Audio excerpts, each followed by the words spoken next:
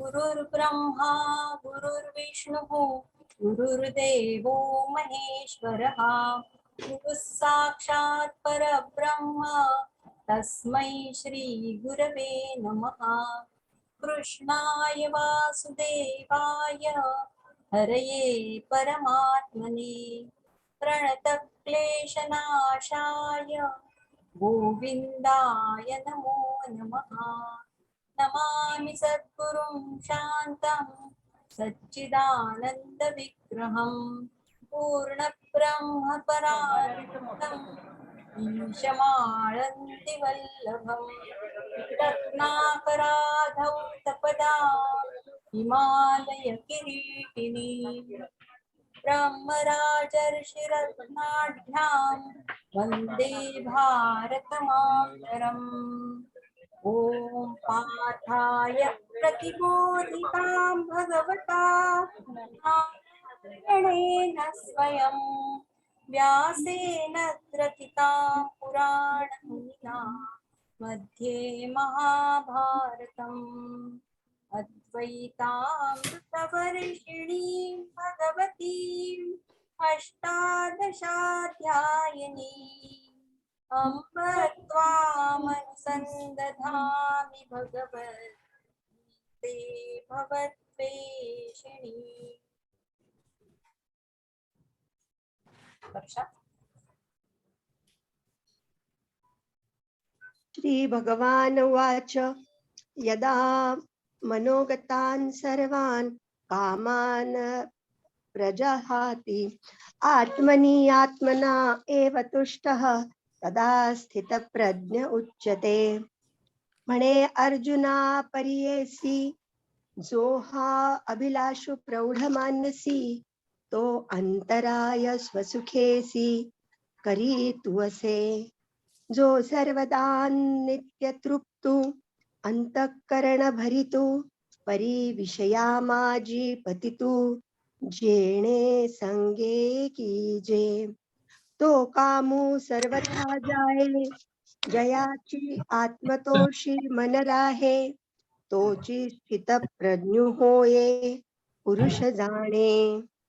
दुःखेषु अनुद्विग्न मनः सुखेषु विगत स्पृहा वितराग भय क्रोधः मुनिः स्थितधिः उच्यते। नाना दुःखी प्राप्ती जयासी उद्वेगुनाहि चित्ती आणि सुखाची आरती अडपैजेना। अर्जुना तयाच्या ठाई काम क्रोधू सहजे नाही आणि भयाते नेणे कही परिपूर्ण तो।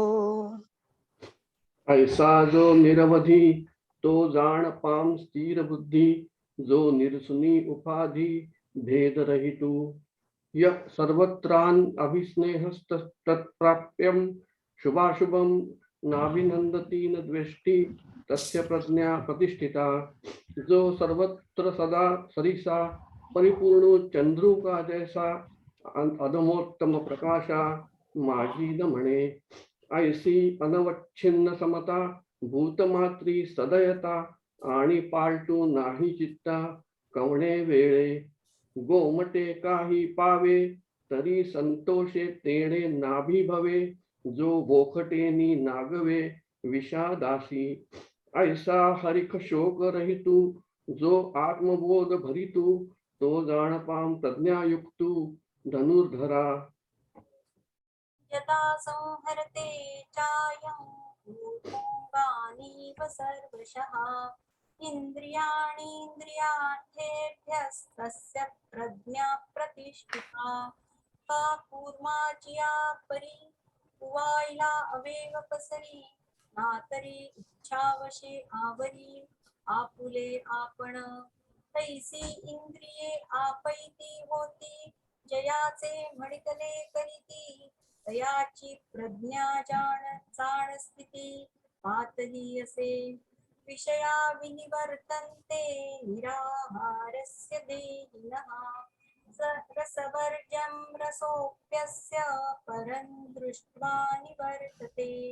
आता अर्जुना आणिकही एक सांगेन ऐके कवतिक या विषया ते साधक त्यजिती नियमे श्रोत्रादि इंद्रिये आवरिती परिरसने नियमो न करिती ते सहस्रधा कबळिजती विषयी जैसे वरी वरी पालवी कुडीचे आणि मुळी उदक घालीचे तरी कैसे नाशू निपजे तया वृक्षा तो उदकाचे निबळे अधिके जैसा आडवो नियागे फाके तैसा मानसी विशोपोखे रसनाद्वारे येरा इंद्रिया विषय तुटे तैसा नियमून ये रस हटे जे जीवन हे न घटे येणे विण मग अर्जुना स्वभावे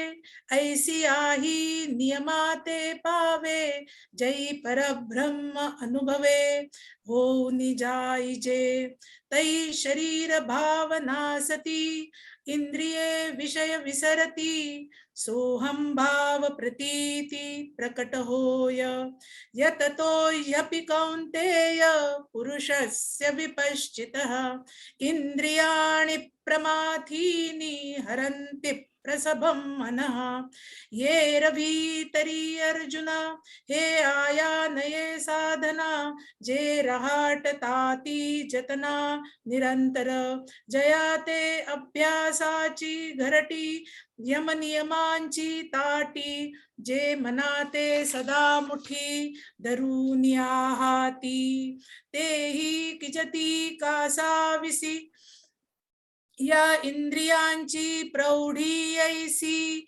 जैसी मंत्रज्ञाते विवसी बुलवी का देखे विषय है तैसे पावती रुद्धि सिद्धीचे निमिषे मग आकळती स्पर्शे इंद्रियांचे नी तिये संधी मन जाये मग अभ्यासात थोठावले ठाये ऐसे बळकटपणा आहे इंद्रियांचे तानि सर्वाणि संयम्य युक्त आसीत मत्परः वशे हि यस्येन्द्रियाणि तस्य प्रज्ञा प्रतिष्ठिता मनोन्यायिके पार्था याते निर्दळी जो सर्वथा सर्व विषयी आस्था सांडूनिया यानंत श्रुती मंत्र शक्ती महती ब्रह्मात्म विद्यावती या सूत्रोदित शास्त्र पद्धतिरति प्रज्योतितांतर्ज्योतिः या सत्काव्यतति प्रसादितमतिर्नाना गुणालंकृतिः सा प्रत्यक्ष सरस्वती भगवती मांद्रायतां भारती. ज्ञानेश्वरी. आणि या ज्ञानेश्वरीच्या प्रेमात पडलेले आपण सगळे मित्र मैत्रिणी. ज्ञानेश्वरीच्या प्रेमाने, या प्रेमाच्या अनुबंधाने आपण कधी बांधले जाऊ असं कधी आपल्याला वाटलंच नव्हतं. आणि तरी देखील माऊलींनी आपल्याला या सुंदर बंधनामध्ये घातलंय, ज्ञानेश्वरीच्या प्रेमाच्या बंधनात. आणि हा एक मैत्रीमधला एक सुंदर आयाम आहे असं मला वाटतं. ज्ञानेश्वरी बद्दल सांगताना आपण पाहिलं नामदेवांनी कसं म्हटलं, तिची महती गाताना की नामा म्हणे ग्रंथ श्रेष्ठ ज्ञानदेवी एकतरी ओवी अनुभवावी. एक तरी ओवी अनुभवावी म्हणून काकुळतीने विनवणी करणारे नामदेव किंवा ज्ञानेश्वर महाराज सुद्धा आपल्या स्वतःच्या शब्दांबद्दल जो आत्मविश्वास व्यक्त करतात आणि व्यक्त करून विनवणी करतात की या शब्दाच्या अर्थाच्या गाभाऱ्यामध्ये शिरण्याचा प्रयत्न करा. त्या महाराष्ट्र भूमीमध्ये आपण जन्मलो. मराठी ही आपली मातृभाषा आहे. 700 वर्षापूर्वीची जरी ही भाषा असली तरी तिचं तीर्थ प्राशन करण्याचा आपण प्रयत्न करतोय. कारण ज्ञानेश्वर महाराज म्हणतात, तैसे शब्दाचे व्यापकपण देखी जे असाधारण पाहतया भावज्ञा पावती गुण चिंतामणीचे आहाची बोलाची वाली फेडीजे मग ब्रह्माची अंगा घडीजे मग सुखासी सुखाळीजे सुखाची माझी. त्या शब्दाचं व्यापकपण असं आहे की त्यामध्ये चिंतामणीचे गुण आहेत, चिंता हरण करण्याचे गुण आहेत, जे पाहिजे ते देण्याचे सुद्धा गुण आहेत. माऊलींना जे मागितलं ते माऊली देतात. माऊली संजीवन आहे. पण तरी देखील माऊलींची कळकळीची विनंती आपल्या सगळ्यांसाठी आहे, या मराठी भाषेमध्ये या मराठी महाराष्ट्रात जन्मलेल्या सगळ्यांसाठी, की आहाची बोलाची वाली फेडीची, या बोलावरचं टरफल काढा, मग ब्रह्माची अंगाबळीजे, आणि मग त्यातलं जे ब्रह्मस्पर्श आहे, संस्पर्श, तो जाणून घ्या, आणि मग त्या स्वाधीन सुखाच्या राशीवर डोळा. खरं सांगायचं तर ही जी शब्दांची वाली फेडणं आहे ना, ती केवळ माऊलींच्या कृपा प्रसादाने होऊ शकते. म्हणून आपण सगळेजण जे तीर्थ प्राशन करतोय ते माऊलींनाच एक आर्त विनवणी करून, की माऊली ताटी उघडा ज्ञानेश्वरा, माऊली ही ताटी उघडा आणि आम्हाला थोडा तरी प्रवेश करू द्या. आपण बघितलं कशा पद्धतीने एक एक करून अर्जुनाला भगवंत समजवताय, आणि जो सगळ्यात त्यांचा सुंदर माल आहे तोच माल पहिल्यांदा भगवंतांनी काढला. आपण मागच्या वेळेस पाहिलं, आणि ते म्हणजे आत्मतत्व, ते चैतन्य. चैतन्य किंवा जड आणि चैतन्य यांच्या संयोगाने हे सगळं जग चालतंय, हे वेगवेगळ्या प्रकारांनी सांगताना मग त्यामधलं सार काय आणि जे असार काय याची निवड करण्याची बुद्धी विकसित व्हावी, हेच गीता आणि ज्ञानेश्वरीचं फलित आहे. ज्ञानेश्वर महाराज म्हणतात, भगवंत म्हणतात, नैनं छिंदन्ति शस्त्राणि नैनं दहति पावकः न चैनं क्लेदयन्त्यापो न शोषयति मारुतः. याला शस्त्र कापू शकत नाही, याला पाणी भिजवू शकत नाही, याला अग्नी जाळू शकत नाही, याला वारा सुकवू शकत नाही. आत्मतत्वाचं वेगवेगळ्या पद्धतीने भगवंतांनी केलेलं वर्णन आपण ऐकलं. माऊलींनी सुद्धा सांगताना सांगितलं की जे आधीची नाही तयासी तू हृदयसी काही, तू अवीट ते पाही चैतन्य एक. जे आधी नाही, मुळात नाही, किंवा जे नष्ट होणार आहे त्याच्यासाठी का रडतोस? जे कधीही नष्ट होणार नाही आहे, जे अविनाशी आहे, आणि ज्याप्रमाणे आपण पाहिलं की law of conservation of energy, energy can neither be created nor be destroyed, त्याप्रमाणेच हा जो चैतन्याचा किंवा हे जे चैतन्याचं तत्व आहे ते सांगताना आपल्याला आपण नासतो विद्यते भावो ना भावो विद्यते सतः या प्रकाराने तो सिद्धांत पुन्हा एकदा या गीतेमध्ये बघितला. आणि मग त्याशी तू हृदयसी काही, तू अविट ते पाही चैतन्य एक, माऊली सांगतात. किंवा मग जे सर्वदा सर्वगत जन्म क्षयातीत तया केलियाही घात कदाही नोहे, जे जन्म आणि क्षयाच्या अतीत आहे त्या चैतन्याला एकदा गवसणी घाल, त्याची ओळख करून घे, आणि त्याचा आणि तुझा जो परस्पर संबंध आहे, किंबहुना तेच तुझं खरं रूप आहे, ते तू जाणून घे. ही कळकळीची विनवणी करताना अर्जुनाच्या चेहऱ्यावर कदाचित प्रश्नचिन्ह उमटलेलं भगवंतांनी पाहिलं असेल. माऊली सुद्धा तो मनोभाव उलगडून दाखवतात, आणि मग आत्मतत्वाचं वर्णन करताना ते एक आत्मतत्व तुझ्या जीवनामध्ये आल्यानंतर मग ह्या सृष्टीचा पसारा कितीही का चाले ना, मग तू ते अपरिवर्तनशील तुला जे काही गवसेल त्याच्या आधारावर या परिवर्तनशील जगामध्ये तुझी ही नौका कधी डुबणार नाही. आणि म्हणून ते काय आहे जे अपरिवर्तनशील आहे, ज्याप्रमाणे त्याचं वर्णन करताना अनेक ठिकाणी जसं आपण मॅथ्स शिकतो, गणित शिकतो, शून्याला महत्व आहे ना. हो, पुष्कळ महात्म्यांनी तर जगाला शून्यच म्हटलेलं आहे, जग हे शून्य आहे, पण शून्याला महत्व आहे. पण महत्व केव्हा असतं त्या शून्याला? त्या शून्याला महत्व असतं त्याच्या पुढे एक इंटिजर असला तर. मग त्याच्यावर कितीही शून्य आपण दिले तर मग तो आकडा वाढत जातो. पण जर तो 1 किंवा 2 तो पहिले नसला तर मग कितीही शून्य लिहिले तरी त्याला काहीही अर्थ राहत नाही.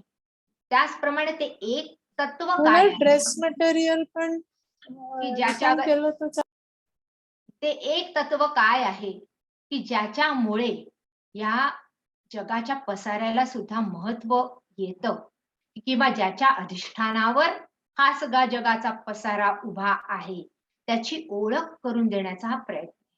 आणि पहिल्यांदाच ती ओळख केल्यानंतर मग मात्र अर्जुनाला त्या युद्धभूमीवर कदाचित ते समजलं नसेल, किंवा आपल्याला सुद्धा कुठे गवसतं ते लगेच. त्यामुळे काय अपरिवर्तनशील आहे त्याचा शोध घ्यायचा आहे. मग तो शोध घ्यायचा तो त्या आत्मवस्तूचाच घ्यायचा आहे का फक्त? अपरिवर्तनशील तर हे ग्रंथ पण आहेत, ज्ञानेश्वरी पण आहे, दासबोध आहे, तुकाराम महाराजांची अभंगगाथा आहे, वेद आहे. हे परिवर्तन यांच्यामध्ये होणार नाहीये. मग आपल्याला एकदम आत्मतत्व जरी गवसणार नसलं ना, तरी आपण मग माऊलींच्या या ओव्यांचा आधार घेऊ शकतो, त्याला धरून ठेवू शकतो आणि मग या जगाचा पसारा जसा चालेल तसा चालू देऊ शकतो. त्यामुळे भगवंताला जे काही सांगायचं ते एकदा सांगितल्यानंतर मग अर्जुनाच्या मनावर किंवा चेहऱ्यावरचं दिसलेलं प्रश्नचिन्ह पाहून भगवंत आता व्यावहारिक भाषेमध्ये येतात आणि भगवंतांनी स्वधर्माबद्दल सांगून हे सांगितलं की यदृच्छयाचोपपन्नम स्वर्गद्वारमपावृतम सुखी नक्षत्रिया पार्थ लभन्ते युद्ध मी दृश्यम. क्षत्रियाला असं हे युद्ध लाभणं हे भाग्यकारक लक्षण आहे. बघा, यदृच्छयाचोपपन्नम आपोआप प्राप्त झालेलं हे युद्ध आहे असं इथे निक्षून सांगितलेलं आहे. हे यासाठी सांगावं लागतं गीता शिकवताना की खूपदा भगवंत ज्यावेळी म्हणतात ना की हतो वा प्राप्स्यसि स्वर्गम जित्वा वा भोक्ष्यसे मयीम तस्मादुत्तिष्ठ कौन्तेय युद्धाय कृतनिश्चया. भगवंत ज्यावेळी अर्जुनाला युद्ध करायला सांगतात ते अर्जुनाला सांगतात कारण अर्जुन क्षत्रिय आहे.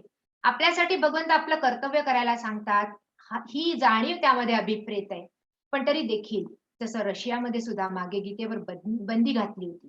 का तर गीता युद्धासाठी भडकवते असा त्याचा अर्थ झाला. त्यांनी अर्थ काढला. हा अर्थ नाहीये.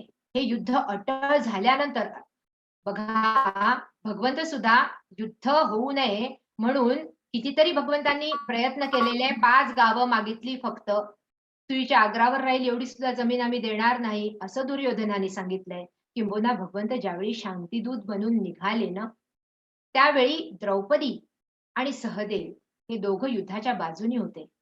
द्रौपदीची इच्छा नव्हती की युद्ध टळावं कारण तिने तिचे केस मोकळे सोडले होते. द्रौपदीने आपले केस भगवंताला दाखवले. केशवा, तुम्ही युद्ध होऊ नका म्हणताय पण माझे केस, या खुल्या केसांची जाणीव ठेवा. तेव्हा भगवंतांनी तिला म्हटलेलं आहे की द्रौपदी, तुझे हे खुले केस इतक्या लोकांचा संहार पेलू शकतील, इतक्या लोकांचं रक्त पेलू शकतील तुझे केस. केवळ तुझ्या खुल्या केसांसाठी हे युद्ध व्हावं असं तुला वाटतं? त्यामुळे युद्ध टाळण्याचे पूर्ण प्रयत्न केल्या गेल्यानंतर आलेलं हे युद्ध हे भगवंत पुन्हा एकदा इथे अर्जुनाला सांगतात. आणि स्वधर्म म्हणून हे तुला आलेलं युद्ध यदृच्छयाचोपपन्नम.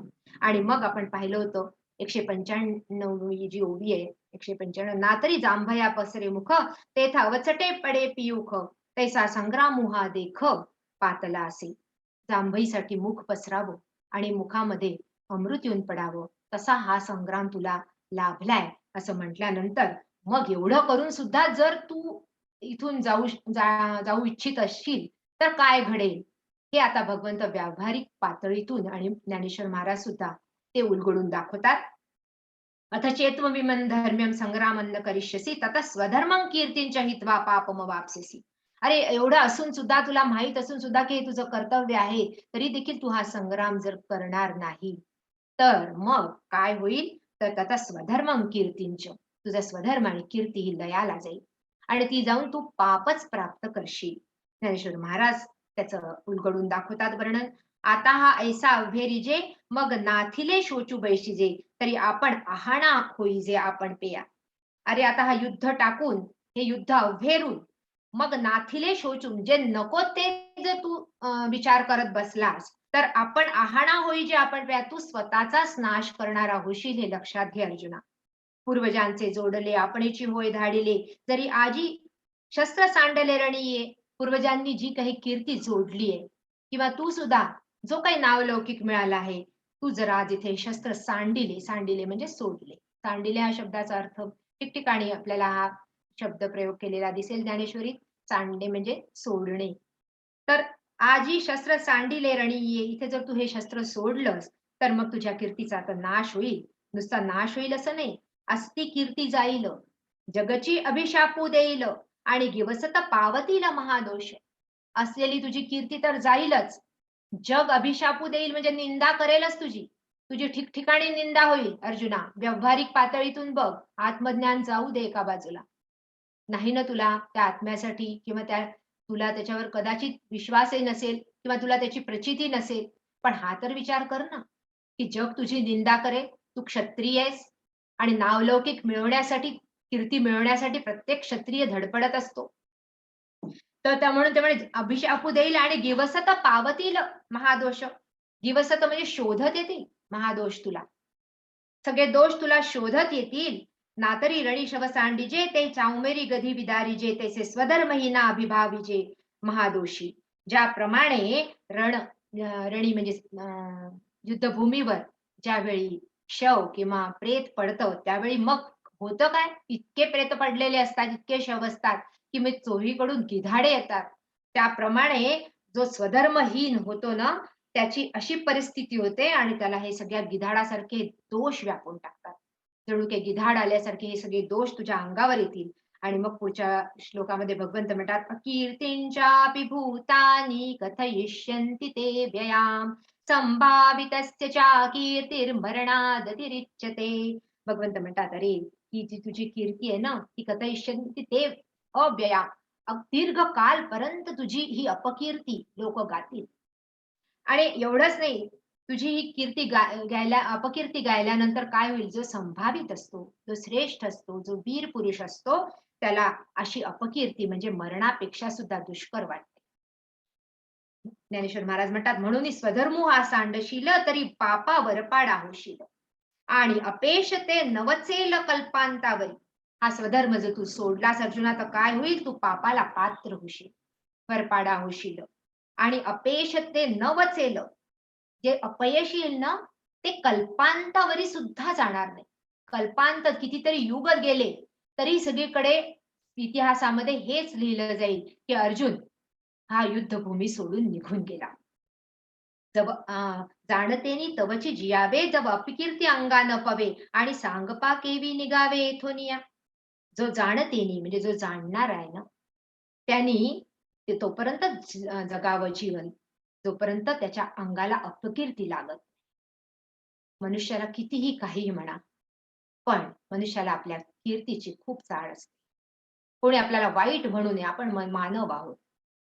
कितीदा तरी आपण आपले दोष तेवढ्यासाठी लपवून ठेवतो, कितीदा तरी आपला चांगुलपणा अधिकाधिक प्रोजेक्ट करतो यासाठी की कोणीतरी मला चांगलं म्हटलं पाहिजे. ही एक आंतरिक इच्छा प्रत्येकाच्या अंतरंगामध्ये असतेच आणि त्याला हाक घालून भगवंत म्हणतात की म्हणून तू ती पसरल्यावर तुझी आता ही सुटका इथून कशी होईल याचा तू कधी विचार केलाय का? अरे तू हा विचार केला की तू निर्मत्सर आहेस, तुझ्या मनामध्ये मत्सर नाही, तुझ्या मनामध्ये चांगला भाव आहे, तू पापभीरू आहेस. पण तू निर्मत्सरता सदैता येथून निघसील कीर मागवता परी ते गती समजता न मनेल या. तुझ्या मनातला हा भाव त्यांना कळेल का अर्जुना? तू निर्मत्सर आणि सदैव हृदयाने इथून निघशील की यांचा सगळ्यांचा घात झाला नाही पाहिजे, माझ्या कुलाचा क्षय झाला नाही पाहिजे, माझ्या कुलाला अशा प्रकाराने नरकाचं द्वार त्याच्यासाठी उघडलं नाही पाहिजे. आणि जी जी काही कारण मीमांसा तू या कुलक्षयासाठी मित्रद्रोहासाठी दिली ना ती ह्यांना केव्हा सांगशील? यांना कळेल का ती? तुझ्या मनातला भाव त्यांना समजेल का? अरे हे चहूकडून वेडतील बाणवरी घेतील तेथ पार्था न सुटी जेल कृपाळूपणे. अरे हे तुला तर चोहीकडून घेरतील, तुला सोडणार नाही असे सहजासहजी. आणि तिथून तू कधीही सुटू शकणार नाही. पार्था न सुटी जेल कृपाळूपणे ऐसे नेही प्राण संकटे जरी विपाये पा निघणे घटे तरी जियालेही वोखटे मरणाहुनी. ते म्हणतात कुठल्या तरी कारणाने तू त्यातनं सुटलाही जरी कुठल्या तरी उपायाने, विपाये पा निघणे घुटे म्हणजे कुठल्या तरी विपायाने की कुठल्या तरी उपायाने, विपाय म्हणजे उपायाने तू तिथून निघालाय समजा, सुटलाय, गेलाय हिमालयामध्ये, तरी ते काय जगणं असेल का? तुझं मन कसं असेल त्यावेळी? त्या मनामध्ये कोणते भाव असतील त्यावेळी? त्या मनामध्ये कशा प्रकारचा न्यूनगंड असेल? तो तुला जगू देईल का? हा प्रश्न ज्ञानेश्वर महाराज इथे विचारतात. बघा कृपाळूपण ज्याला आपण म्हटलं करुणा, ही करुणा करा, भगवंताला करुणा कर म्हणतात, करुणा करणारा म्हणतात, कृपावंत असणारा म्हणतात. पण तरी देखील ती करुणा योग्य ठिकाणी असली पाहिजे हा आग्रह ज्ञानेश्वरी आणि गीतेचा आहे. भलत्या ठिकाणी नको. ज्यावेळी आपल्या सगळ्यांना माहित आहे ती गोष्ट पृथ्वीराज चव्हाण यांच्या जीवनातला जो प्रसंग आहे घडलेला तो खरा प्रसंग. ज्यावेळी पृथ्वीराज चव्हाणांचं राज्य दिल्लीचं हे इतकं सुंदर राज्य होतं, प्रजेवर मुलासारखं प्रेम करणारे पृथ्वीराज, अत्यंत पराक्रमी, शब्दवेदी, बाण चालवणारे पृथ्वीराज, नुसत्या शब्दाच्या यांनी ते बाणाने त्या याचा वेध करत असत. अशा पृथ्वीराजांच्या याच्यावर मोहम्मद घोरीने ज्यावेळी आक्रमण केलं, पहिल्या वेळी आक्रमण केल्यावर पृथ्वीराजांच्या सैन्याने त्यांना परास्त केलं आणि परास्त केल्यानंतर मोहम्मद घोरीला ज्यावेळी त्यांच्यासमोर बांधून आणलं, त्यावेळी त्यांनी दयेची भीक मागितली आणि मला सोडून द्या म्हटलं, मी पुन्हा येणार नाही. त्यावेळी मग पृथ्वीराजांनी सोडून दिलं. एकदा दोनदा नव्हे, 7 वेळा सोडलं.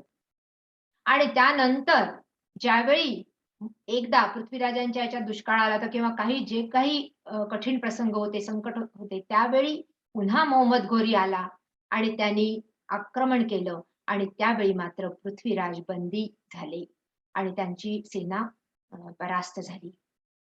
त्यावेळी मोहम्मद घोरीने सोडलं नाही त्यांना. त्यांचे दोन्ही डोळे फोडून टाकण्यात आले. ही जी शत्रूची मानसिकता आहे ती समजून घे. तू दया दाखवशील आणि ही पापभीरुता किंवा ही जी पापभीरुता असते ना, जे दैवी संपत्ती युक्त जे असतात, तिथे जे 2 विभाग आहेत कौरव आणि पांडवांचे, ते दोन्ही तसेच आहेत. पांडव लहानपणापासून वनवासामध्ये ऋषीमुनींच्या सहवासात वाढलेले आहे. आई वडिलांना तपश्चर्या करताना त्यांनी पाहिलेलं आहे.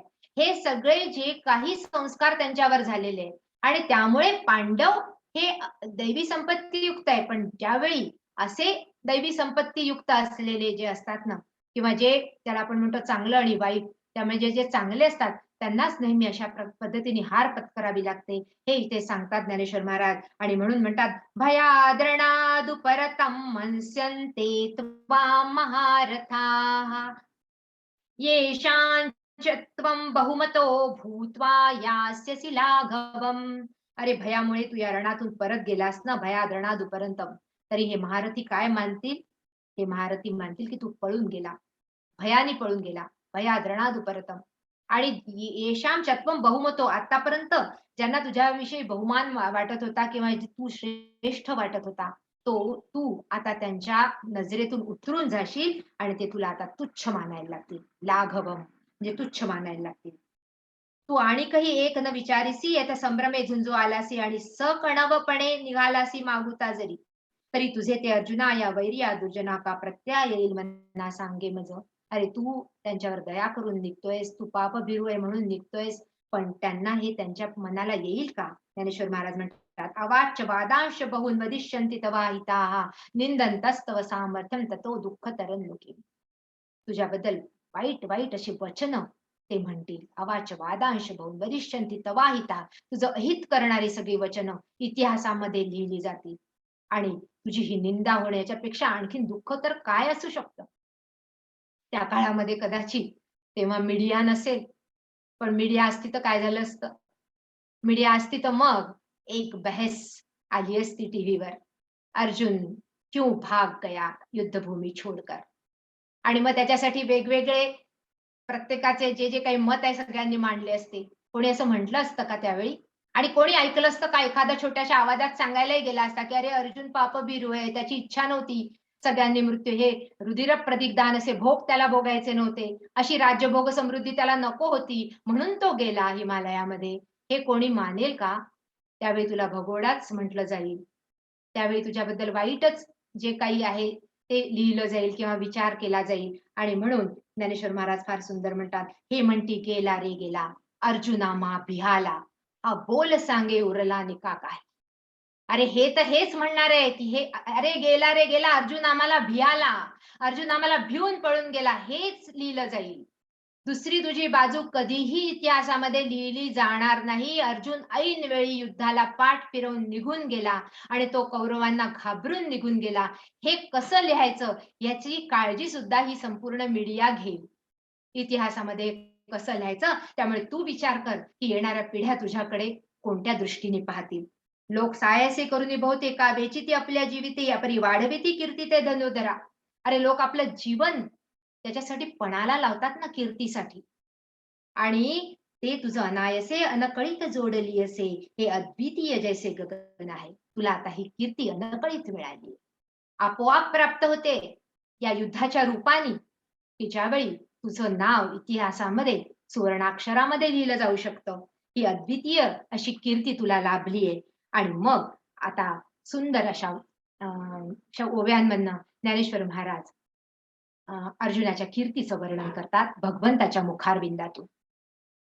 बघा, एखादा गुरु आपला जो शिष्य आहे तो पूर्ण स्फूर्तिहीन झालेला आहे, अवसादग्रस्त झालेला आहे आणि हतोत्साहित झालेला आहे, अशा शिष्यामध्ये स्फुरण, चेतना, स्फूर्ती, प्रेरणा कशी भरायची हे आपण इथून शिकू शकतो. भगवंत हे अर्जुनाचे गुरु आहेत, मेंटर आहे, लीडर आहे. अर्जुन त्यांचा शिष्य आहे. बघा, इथे एक गोष्ट तुम्हाला सांगावीशी वाटते की भगवद्गीतेमध्ये हे गुरु शिष्याचं जे अलौकिक नातं आहे ना, भगवद्गीतेमध्ये 2 गुरु शिष्यांच्या जोड्या आहेत. एक म्हणजे संजय महर्षी वेदव्यास आणि अर्जुन आणि कृष्ण. आणि ज्ञानेश्वरीमध्ये मात्र 3री जोडी आहे, ती म्हणजे निवृत्ती आणि ज्ञानदेव. पण हे इतकं अद्वितीय असं प्रेम आहे. त्या भगवद्गीतेचा या अनुषंगाने विचार करण्यासाठी माझ्याकडे एक मुलगी आहे, अजूनही येते. तिचे आणि माझे अगदी मुलीचे आणि याचे संबंध आहे. मयुरी ठाकूर म्हणून तिचं नाव आहे. ती ऍक्सिस बँकेत होती, स्वतः MBA झालेली आहे. पण तिने भगवद्गीता हा विषय निवडला तिच्या PhD साठी. आणि विषय काय होता? Leadership qualities enshrined in Bhagavad Gita. भगवद्गीतेमध्ये कोणत्या अशा लीडरशिप क्वालिटीज आहे, कशा पद्धतीने हा लीडर जो आहे, हा गुरु जो आहे, हा शिष्यामध्ये प्रेरणा भरतो. आणि अशा पद्धतीने तो विषय तिने मांडला आणि आम्हाला खूप आनंद मिळाला तो विषय तशा पद्धतीने मांडताना म्हणा, किंवा तिला त्या पद्धतीने थोडं गाईड करताना. तिचा थिसिस आता सबमिट झालेला आहे. भगवंतांनी इथे ज्ञानेश्वर महाराजांनी तसंच वर्णन केलेलं आहे. एका हतोत्साहित शिष्याला कशा पद्धतीने ऊर्जा प्रदान करायची. तैसी कीर्ती निस्यम तुझ्या ठाई निरुपम तुझे गुण उत्तम तिही लोक. तुझी निस्सीम कीर्ती आहे अर्जुना, निरुपम आहे, निष्कंटक आहे, निष्कलंक कीर्ती आहे. तुझं उत्तम गुण आहे तिन्ही लोकांमध्ये. दिगंतीचे भूपती भाट होऊन वाखाणी ती जे ऐकिल्या दचकती कृतांतादिक. 10 दिशांचे भूपती सुद्धा भाट म्हणजे जणू काही स्तुती पाठक होऊन तुझ्या कीर्तीचे वर्णन करत असतात. आणि जे ऐकल्यानंतर कृतांतादिक म्हणजे जणू काही मृत्यू सुद्धा घाबरतो. आणि ऐसा महिमा घनवट गंगा जैसी चोखट जया देखी जगी सुबट वाट झाली. ऐसा महिमा तुझा, अशी तुझी थोरवी घनवट आहे. घनवट पोकळ नाहीये, केवळ वरवरची नाहीये. ज्ञानेश्वर महाराज शब्द योजतात घनवट. घनवट अशी तुझी कीर्ती आहे, तुझा महिमा घनवट आहे. आणि गंगा जैसी चोखट, जशी गंगा जशी निर्मळ आहे तसा तुझा महिमा आहे. आणि जया देखी पाहून सुबट वाट झाली. चांगल्या लोकांसाठी एक सुंदर वाट तू आतापर्यंत प्रशस्त केली आहेस अर्जुना. ते पौरुष तुझे अद्भुत ऐकून आहे समस्त झाले अति विरक्त जीवितेसी. अरे तुझं ते पौरुष जे आहे ना, ते अद्भुत, त्याच्या सगळ्या अद्भुत गाथा ऐकून इथे जे आलेले आहेत ना, ते घाबरून आलेले आहे, आपल्या जीवावर उदारून आलेले आहे. किंबहुना त्यांना माहित आहे की कदाचित अर्जुनाच्या या पराक्रमापुढे आपण केव्हा तरी आपल्याला वीरश्री पत्करावी लागणार आहे. आणि म्हणून ते विरक्त झाले आहे. जैसा सिंहाची हाका युगांतू होय मदमुखा तैसा कौरवा शेका धाकू तुझा. या कौरवांना सुद्धा धाक आहे तुझा. वरवरून काही दाखवत असले ना तरी ज्याप्रमाणे जो मदमुखा म्हणजे उन्मत्त हत्तीला सुद्धा, उन्मत्त झालेला हत्ती, मदमुखा याचा अर्थ उन्मत्त झालेला हत्ती, पण तरी सिंहाची एक गर्जना ऐकून तो हत्ती सुद्धा कापतो किंवा त्याला धाक पडतो. तसे हे उन्मत्त झालेले कौरव आहे. 11 अक्षिणी सैन्य त्यांच्याकडे, पितामह भीष्म, आचार्य द्रोण आहे. म्हणून ते उन्माद चढल्यासारखे आहेत, त्यांना वाटतंय, पण तरी त्यांना आतून धाक आहे. ज्याप्रमाणे सिंहाच्या एका आरोळीने हा मदमुखा म्हणजे उन्मत्त हत्ती घाबरतो, तसा जैसे पर्वत वज्राते ना तरी सर्प गरुडाते तैसा अर्जुना हे तू ते मानिती सदा. पर्वत सुद्धा वज्राला घाबरतो, सर्प गरुडाला घाबरतो, तसे हे सगळेजण तुला घाबरतात अर्जुन. ते अगाधपण जाईल मग हिणावो अंगा येईल तरी मागुता निघसील न झुंजतासी. जर तू न झुंजता इथून मागवता निघाला, पाठीमागे फिरला, तर काय होईल? अगाधपण जाईल, तुझी थोरवी जाईल, अगाधपण जाईल. मग हिणावो अंगा येईल. हिणावो म्हणजे कमीपणा. तुला आता जो कमीपणा प्राप्त होईल, जरी मागुता निघसील न झुंज तुझी. आणि काय होईल?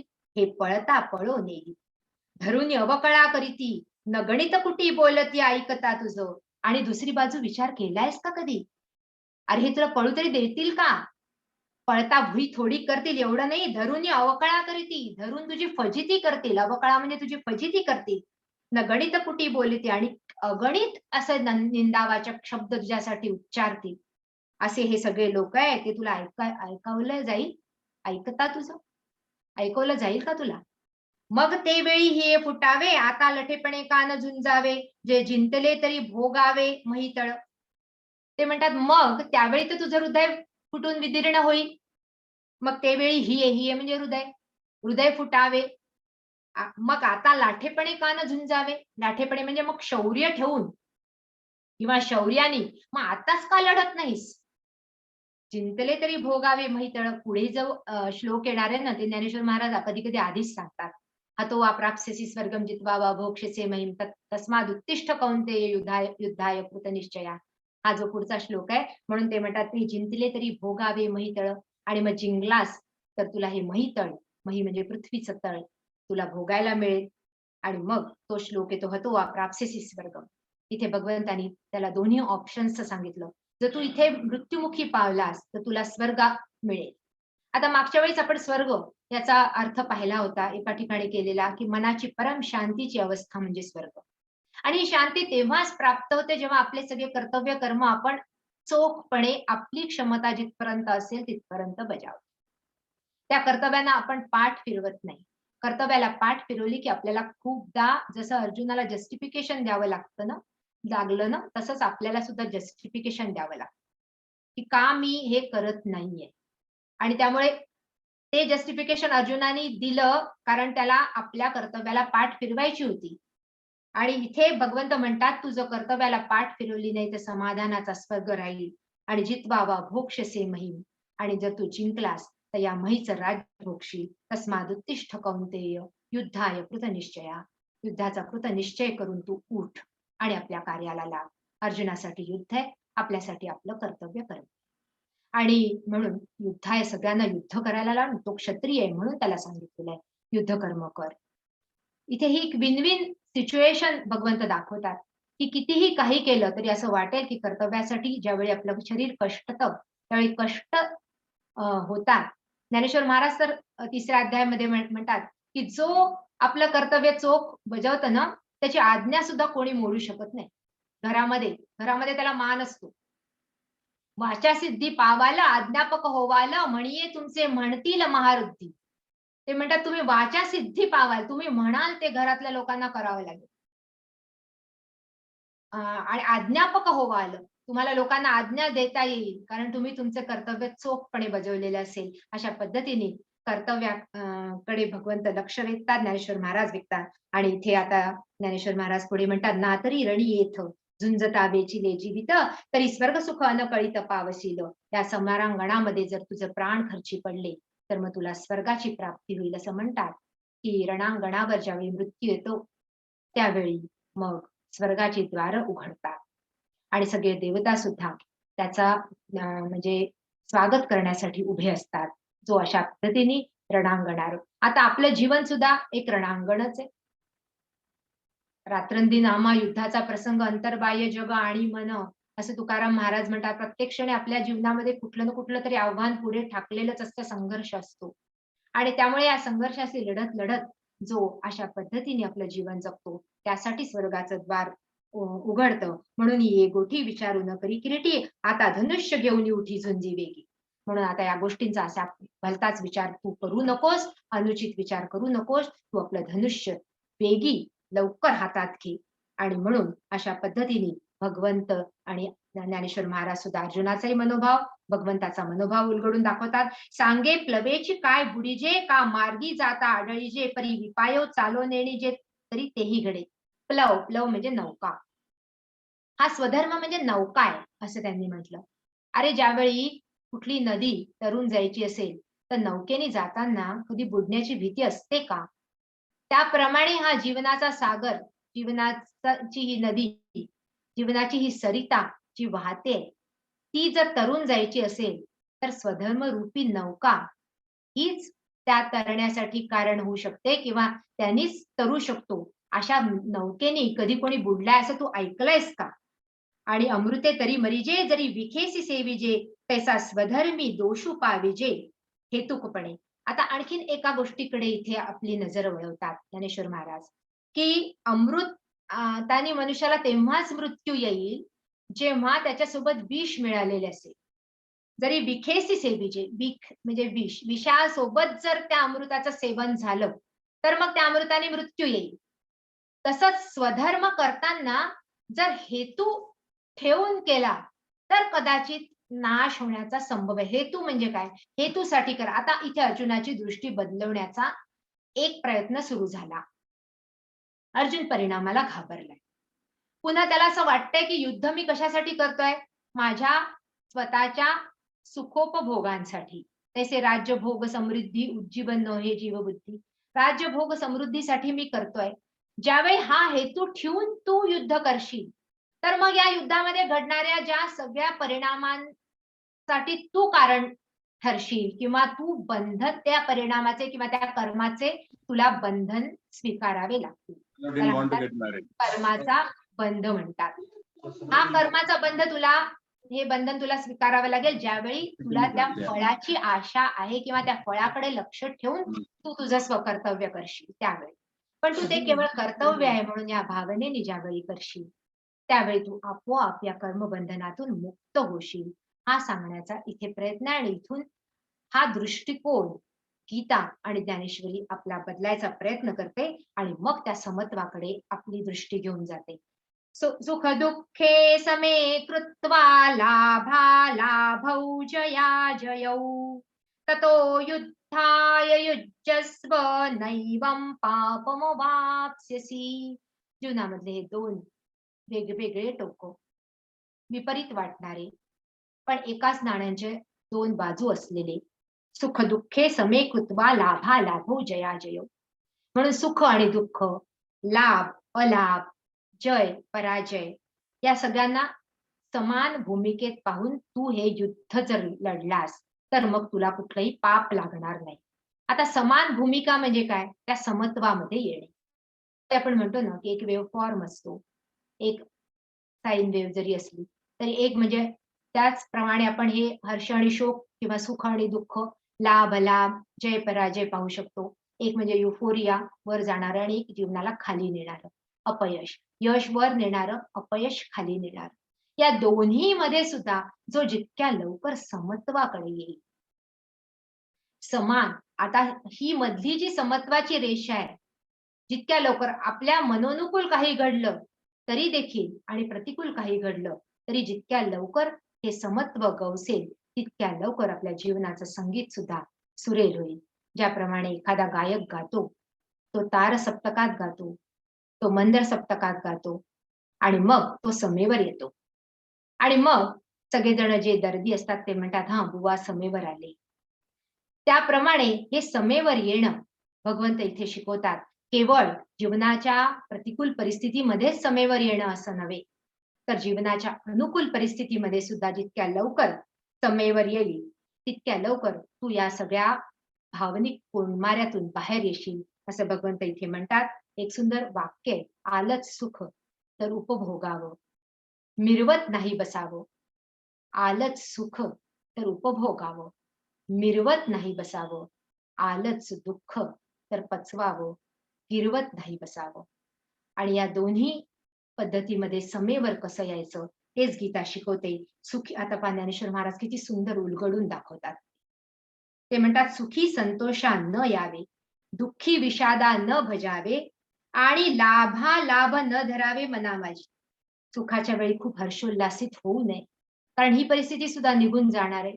दुःखाच्या वेळी सुद्धा विषादामध्ये जास्त शोकाकुल होऊ नये. दुःख येणार नाही असं गीता कधी म्हणत नाही किंवा सुखही जीवनात येऊ नये असं म्हणत नाही, पण दोन्ही मध्ये मनोभूमिका कुठे आणायची ते आपल्याला ती शिकवायचा प्रयत्न करते. आणि म्हणून कारण आपण बघतो ना की सुखामधला उन्माद सुद्धा कधी कधी बाहेर जगामध्ये कुठल्या प्रकारचं प्रतिबिंब उमटवतो. आता आपल्याही याच्यामध्ये आजकाल असं झालं की कुठलंही सुख जराही आपण आपल्या अंतःकरणामध्ये ते थांबवू शकत नाही. ते लगेच आपण कुठे ना कुठेतरी व्यक्त करायचे, त्याची अभिव्यक्ती करण्याची आपल्याला घाई असते. मग ते कुठे असतं, ते व्हॉट्सअप असो, ते फेसबुक असो, ते सांगू नये असं नाही. पण असं म्हटलं जातं ना, की जे तुम्ही जितकं प्रोजेक्ट कराल, या सृष्टीचा हा नियम आहे, ते तितक्या लवकर तिरोहित होतं, इव्हॅपोरेट होतं. आणि जे जितकं तुम्ही दाबून ठेवाल, ते तितकं वाढत जातं. आणि म्हणून सुखी संतोषानं यावे, दुःखी विषादानं बजावे आणि लाभालाभ न धरावे मना माझी. आता एक पुढची ओळी फार सुंदर आहे. ते म्हणतात, "एथ विजय पण होईल, की सर्वथा देह जाईल, हे आधीच काही पुढील चिंतावे ना." इथे आता विजय होईल की हा देह जाईल. बघा, अर्जुन जो विचार करतो आहे, तो आधी पुढचा विचार करतो. एक तर मनुष्य सुख-दुःखामध्ये जेव्हा बुडतो, तेव्हा तो पास्ट टेन्स मध्ये किंवा भूतकाळात असतो. आणि जेव्हा तो भविष्याची हे करत असतो, चिंता करत असतो, तेव्हा तो भविष्य काळामध्ये असतो. वर्तमान काळामध्ये तो राहतच नाही. आजच्या क्षणी अर्जुन ज्यावेळी विचार करतोय, तो भविष्याचा विचार करतोय. आणि म्हणून पुढे काय होणार आहे, परीक्षेचा निकाल काय लागेल, ह्याचं चिंतन करत जर परीक्षा दिली, तर खूपदा त्या चिंतनामुळे सुद्धा परीक्षेमध्ये अपयश किंवा गडबड होऊ शकते. मला अमुक इतकेच पर्सेंटेज मिळाले पाहिजे, ह्या च मुळे मिळाले नाही तर, कारण माणसाच्या मनाची मनोवृत्तीच तशी. तो ज्यावेळी विचार करतो मला हे मिळालंच पाहिजे, त्यावेळी तो च जो गडबड करतो, त्यावेळी ते नाही मिळालं तर हा एक दुसरा विचार आपल्या मनामध्ये आपोआप निर्माण होतो आणि तो माणसाला भयकंपित करत असतो. आणि म्हणून ज्ञानेश्वर महाराज म्हणतात, "एथ विजय पण होईल, की सर्वथा देह जाईल, हे आधीच काही पुढील चिंतू नये." पुढचं आधी चिंतू नये. जे आता आलेलं वाट्याला आहे, ते पुढची चिंता न करता, भूतकाळामध्ये न रमता, करत राहणं, वर्तमान काळामध्ये जीवन जगणं. आपण या उचिता स्वधर्मे राहटता, जे पावे ते निवांता साहुनी जाई. आणि अशा पद्धतीने मग आपण असं जीवन जगावं. ते म्हणतात, की आपल्या वाटेला जे आलेलं आहे, ते स्वधर्मे राहटता, मग पावे जे निवांता ते साहुनी जाई. इथे ज्ञानेश्वर महाराज साहोनी म्हणतात आहे. साहोनी म्हणजे ते सहन करावं. आता याचा अर्थ ज्ञानेश्वर महाराजांना असं नाही म्हणायचं, की नेहमी दुःखच येईल. पण सुखही आलं तरी ते सहन करावं लागतं. ते सहन करण्याची सुद्धा एक ज्याला आपण म्हणतो ना, धृती वाढवावी लागते, धारणा शक्ती वाढवावी लागते. सुख सुद्धा पचवावं लागतं. सुख सुद्धा सहन करावं लागतं. म्हणून जे मिळेल ते, जे पावे ते निवांता, जे मिळेल ते तू आता साहोली जाई, ते सहन कर. त्याचा तुझ्या व्यक्तिमत्वावर परिणाम होऊ नको देऊ. कारण जर मनोनुकूल घडलं तर मग युफोरिया, प्रतिकूल घडलं तर डिप्रेशन. आज आपण या दोन मध्ये सगळं जग जे आहे, या दोन मध्ये सारखं हेलकावतंय आपण बघतो. Euphoria, depression. कारण मनोनुकूल गोष्ट घडली आणि मग प्रत्येक वेळी मनोनुकूलच गोष्ट घडेल असं सुद्धा नाही. त्यामुळे ते म्हणतात, जी ऐसिया मने होवावे असं तुझं मत कर. ऐसिया मने होवावे तरी दोषू न घडे स्वभावे. मग तुला कुठलाही दोष लागणार नाही. म्हणून आता झुंजावे निभ्रांत तुवा. असं तुझं मन तयार केल्यानंतर मग निभ्रांत होऊन लढणं या जीवनामध्ये. तो जीवनाचा संग्राम सुद्धा तुला कदाचित आनंदच देईल. कारण की आपल्या मनामध्ये आता तुझ्या राहणार नाही, की मला याचं उत्तर अमुक एकच पाहिजे. उत्तर तू ठरवणार नाहीयेस. हे सांगतात, "एषा ते भीता सांख्ये बुद्धिर्योगे त्विमां शृणु. बुद्ध्या युक्तो यया पार्थ कर्मबंधं प्रहास्यसि." आता तुला मी आतापर्यंत सांख्य बुद्धीप्रमाणे सांगितलं. सांख्य फिलॉसॉफी आपण ज्याला म्हटलं, की प्रकृती आणि पुरुष या दोन्हीच्या संगमाने ही सृष्टी चालते. हे सांख्यांचं तत्वज्ञान आहे. दर्शनशास्त्राचे 6 विभाग आहे. आपण त्याच्याकडे पुन्हा वेळ आला तर बघू. पण ते जे सगळे विभाग आहे त्यामधले सांख्याचं जे तत्वज्ञान आहे ते भगवंतांनी भगवद्गीतेमध्ये ग्राह्य मानून घेतलेलं आहे. पण प्रकृती आणि पुरुषाचा संगम कोणी केला हे सांख्य सांगत नाही. आणि इथे हा जो सृष्टीकर्ता, जो श्रीकृष्णाच्या मुखारविंदातून बोलतोय, तो सांगतो की या दोन्हीचा संयोग करणारा मी आहे. की हा त्या दोन्हीमध्ये फरक आहे. आणि ही सांख्यांची, आणि सांख्य त्याला यासाठी म्हणतात की संख्या. कारण ही पृथ्वी ही जी प्रकृती आहे 24 तत्वांनी बनलेली आहे. आपण 13व्या अध्यायापर्यंत पोहोचलो तर ते 24 तत्व कोणते आपण ते बघू. इच्छा, द्वेष, समुत्थेन. सगळे इच्छा, द्वेष हे सुद्धा सगळे जे आहेत ना, जे विकार आहेत ना, ते सुद्धा याच्यामध्ये मिलावट म्हणून मिळालेले आहेत. आपल्या या प्रकृतीच्या तत्वामध्ये. पण आता आपण हे सांख्य स्थिती मुकुळीत सांगितली तुझं इथं. आता बुद्धियोग निश्चित अवधारिपा. आता मी तुला बुद्धियोग सांगतो. आता बुद्धियोग बघा, भगवंत बुद्धीची उपेक्षा करतो. बुद्धीने लॉजिक भगवंत आपल्या समोर मांड. ज्ञानेश्वर महाराज सुद्धा लॉजिक मांडतात आणि ते म्हणतात की ही बुद्धी जी आहे ना, ही बुद्धी फक्त आता या बुद्धीचं उन्नयन करत करत याच्यामध्ये असलेल्या ज्या अशुद्धी आहेत किंवा जे जे काही दोष आहेत ते दोष फिल्टर करत करत ही बुद्धी जी आहे व्यापक करत नेणं, त्या व्यापकाशी ती बुद्धी जोडणं, व्यापकाचं अनुसंधान त्या बुद्धीला मिळणं. मग ती बुद्धी जी आहे तीच मेधेमध्ये परिवर्तित होते, ज्याला आपण म्हणतो बुद्धी, मेधा आणि प्रज्ञा. 3 ह्या बुद्धीचे स्तर आहे. बुद्धीला सुद्धा ज्याला शत्रुबुद्धी विनाश आहे आपण म्हणतो, कारण ती शत्रुबुद्धी असू शकते, किंवा ज्याला आपण म्हणतो की बुद्धीमध्ये हितबुद्धी, शत्रुबुद्धी असे 2 भाग असतात. पण ती हळूहळू ज्यावेळी फिल्टर होते त्यावेळी ती मेधेमध्ये, मेधा आत्मलक्षण्या या बुद्धीमध्ये मग ते आत्मतत्व प्रकटू शकतं, किंवा ही बुद्धी व्यापक विचार करते, ती मेधा. आणि मग ती प्रज्ञा म्हणजे मग ती वैश्विक बुद्धी. आणि मग ती प्रज्ञा ज्याची जागृत होते त्याचं वर्णन दुसऱ्या अध्यायाच्या शेवटी स्थितप्रज्ञेच्या रूपाने भगवंत करतात. पण ते म्हणतात ही बुद्धी जे ना जया बुद्धियुक्ता झाली या पार्था कर्मबंधू सर्वथा बंधू बांधून पवे. ज्ञानेश्वर महाराज इथे म्हणतात की मग आता ती बुद्धी युक्त झाली. युक्त म्हणजे जुळणे. ती त्याच्याशी जोडली, त्या विश्वाशी जोडली, विश्वात्मक मनाशी, विश्वात्मक बुद्धीशी ती जुळायला लागली आणि मग ती व्यापक व्हायला लागली की मग ती संकुचितता सोडते. आणि मग संकुचितता गेल्यानंतर मग हा कर्माचा बंध जो आहे ना तो तिला बांधू शकत नाही. आणि मग आता तुला मी तो सगळा उपाय सांगतो. नेहाभिक्तवनाशोस्ति प्रत्यवायो न विद्यते स्वल्पमप्यस्य धर्मस्य त्रायते महतो भयात. भगवंत इथे अर्जुनाला आता सांगतात की जे मी तुला सांगणार आहे त्याचा नेहाभिक्रमनाशोस्ति, याचा अभिक्रमनाश न असती. हे सुरुवात केल्याने कुठलाही अपाय होत नाही. एकदा सुरू केला, कारण की आता खरं सांगायचं तर ज्ञानेश्वर महाराजांच्या समोर, भगवंताच्या समोर तर अर्जुन आहे. कदाचित अर्जुनाला असं वाटू शकतं की भगवंत मला हे काय सांगतात आहे आणि मला कशा पद्धतीने भगवंत जे काही सांगतात, एकीकडे मला म्हणतात की तू युद्ध सोडू नको आणि दुसरीकडे मला अशा पद्धतीने आत्मज्ञान सांगतात. या दोन्हीची सांगड जीवनामध्ये कशी घालावी.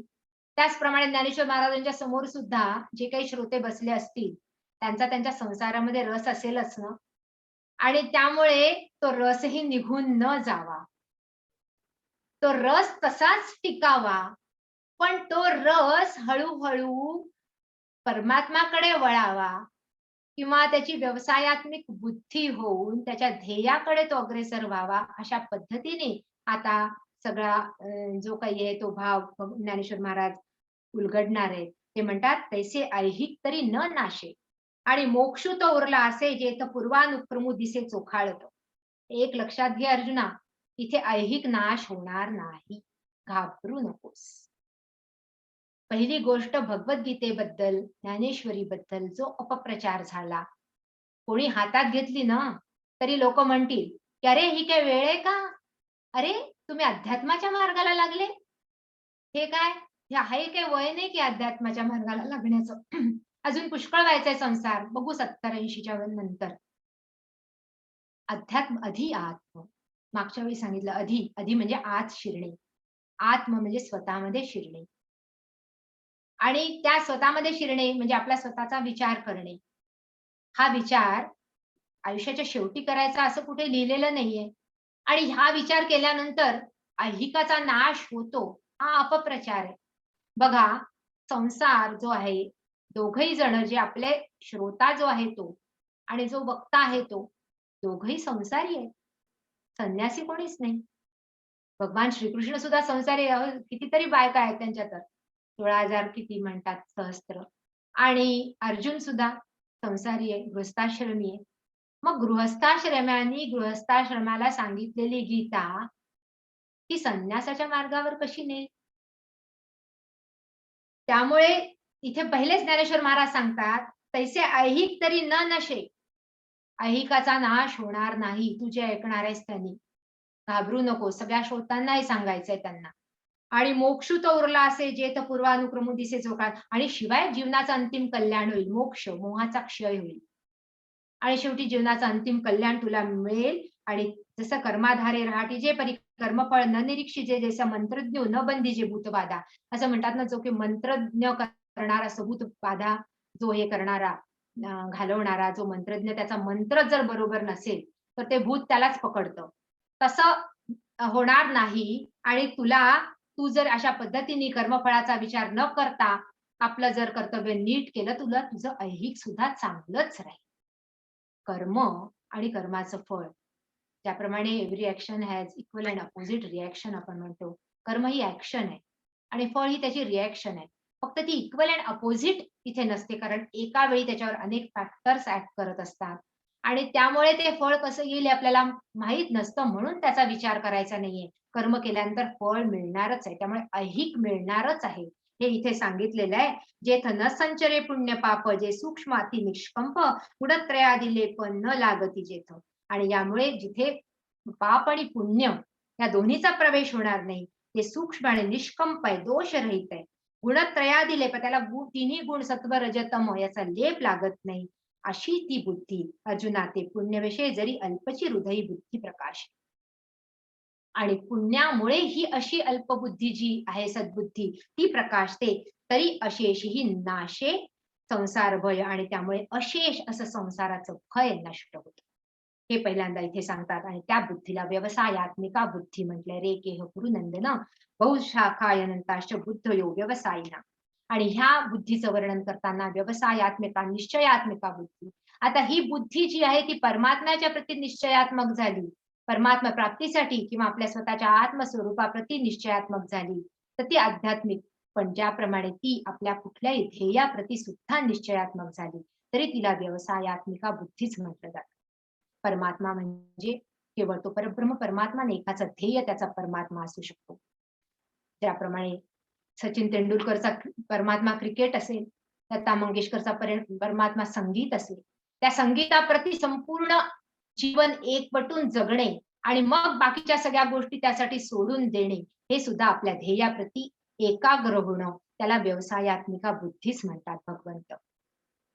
स्वातंत्र्यवीर सावरकरांचा परमेश्वर, लोकमान्य टिळकांचा परमेश्वर, त्यांची मातृभूमी. सावरकर म्हणतात, हे मातृभूमी तुझं मन वाही येले, वक्तृत्व वाघ विभवई तुझं अर्पी येले, तू तेची अर्पिले नव कविता रसाला, लेखा प्रति विषय अनन्य तुची जाहला.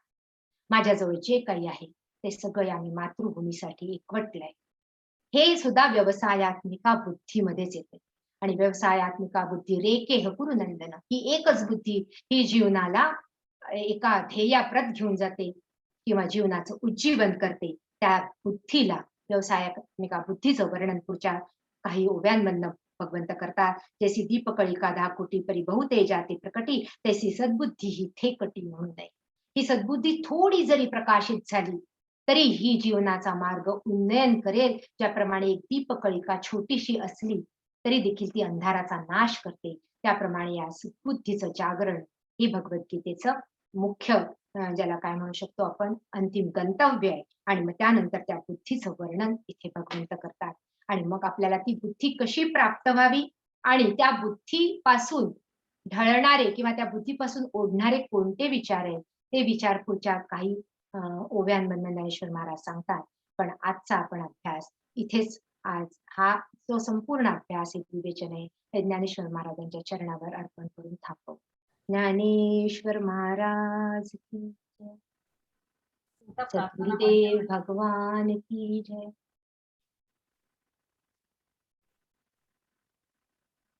स्मिता मिठी प्रार्थना म्हणून प्रार्थना म्हणून. हो. वसुदेव सुतं देवं कंसचाणूरमर्दनं, देवकी परमानन्दं कृष्णं वन्दे जगद्गुरुं, योगेशं सच्चिदानन्दं वासुदेवं व्रजप्रियं, प्रियं धर्म संस्थापकं वीरं कृष्णं वन्दे जगद्गुरुं कृष्णं वन्दे जगद्गुरुम्।